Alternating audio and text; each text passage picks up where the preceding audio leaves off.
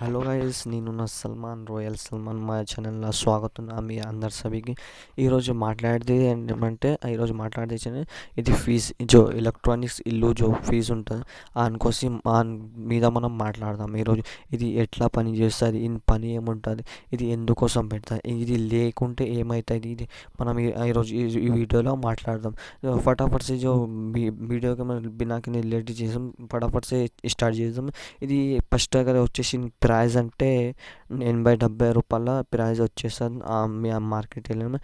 Second point అంటే ఇది పని ఎందుకు ఇంట్లో ఎందుకు మీటర్ పక్కకి ఎందుకు పెడతారంటే ఇది జో ట్రాన్స్ఫార్మర్లు ఉంటాయి పెద్ద పెద్ద ట్రాన్స్ఫార్మర్కి వెళ్ళి వైర్లు కంబాలకి వెళ్ళి వైర్లకి వెళ్ళి మీ బోర్డులో కరెంట్ వస్తుంది.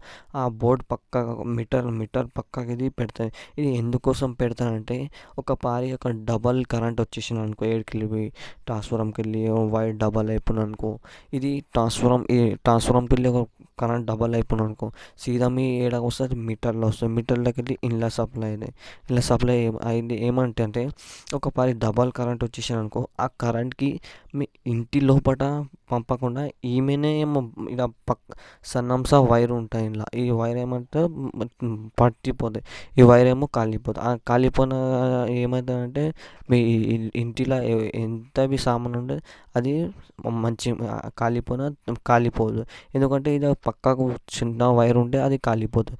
ఇది ఉండాలి చాలా అవసరం ఉండాలి. ఇది మీ ఇంట్లో ఒకటి లేదనుకో ఉండాలి. ఇది లేదనుకో ఏమవుతుందంటే మొత్తం మీ ఎన్ని సామాను మొత్తం కాలిపోతుంది. ఇది లేకుంటే పెట్టుకుంటే ఇది చాలా జరూరీ. సింపుల్గా ఈరోజు మీద మాట్లాడదామంటే ఇది ఎలక్ట్రానిక్స్ సప్లై ఉన్నది ఎక్కువ వస్తుంటే మీ ఇంట్లో కరెంట్ డబల్ అయినది అనుకో వైర్ కాబట్టి ఇలా బయట డబల్ అయిననుకో ఈ ఫీజ్ ఏమో సన్నంసా వైర్ ఉంటుంది అది చినిగిపోతుంది.